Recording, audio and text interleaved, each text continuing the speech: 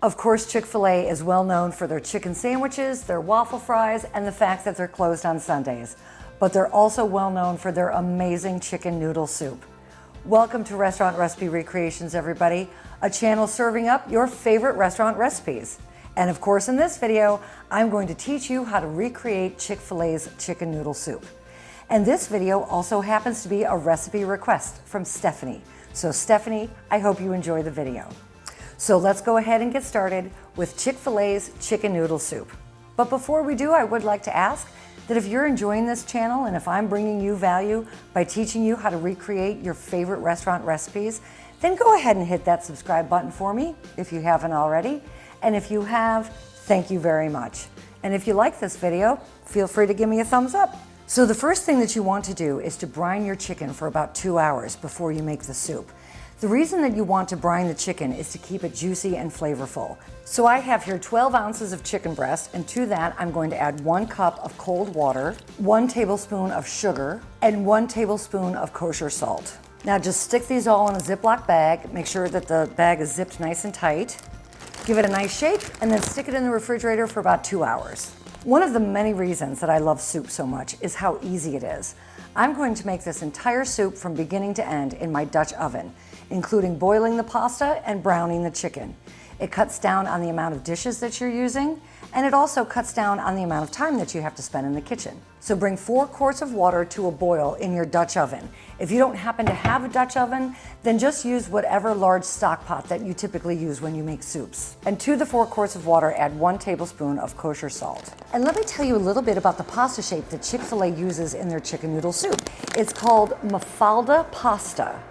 It's also known as baby lasagna because the edges are ridged like a lasagna noodle.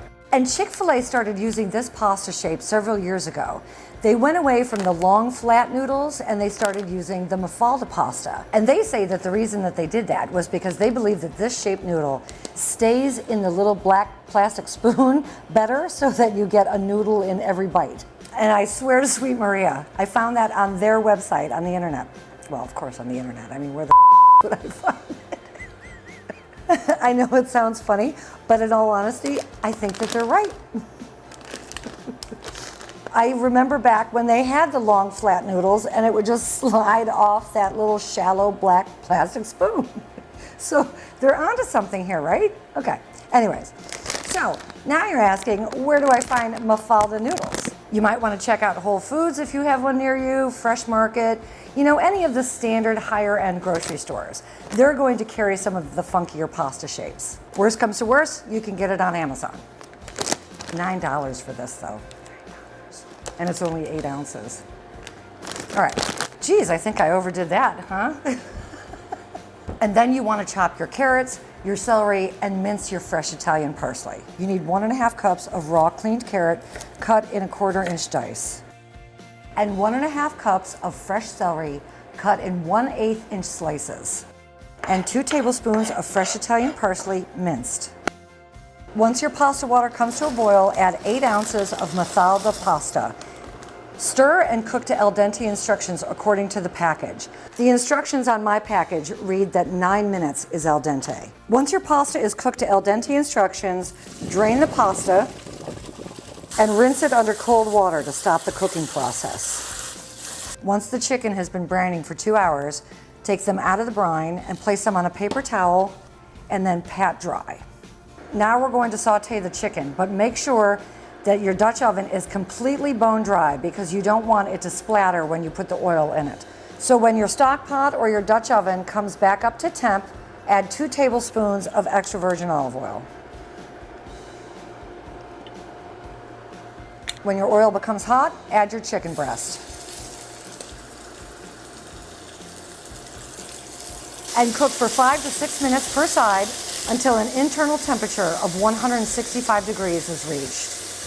Remove the chicken from the stock pot and place on a clean cutting board. It's very important that the cutting board be clean so that you don't contaminate the cooked food with any of the raw chicken that was on there prior. So now that your chicken is resting, drain all of the excess oil from the chicken. Add 1 tablespoon of extra virgin olive oil. Now add your carrot and your celery.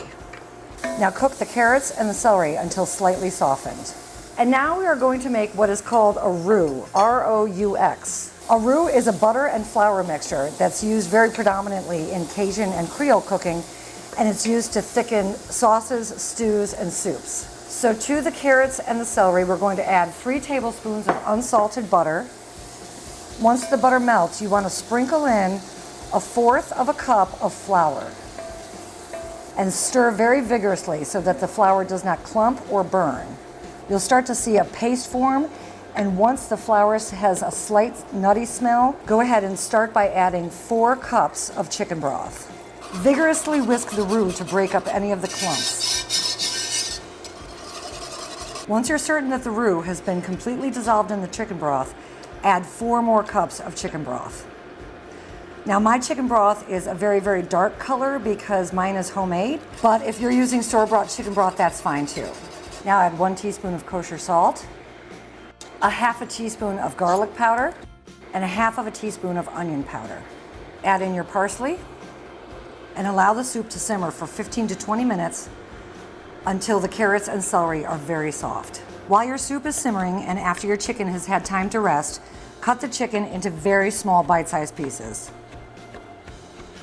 and add the chicken into the soup while it continues to simmer for about another 20 minutes.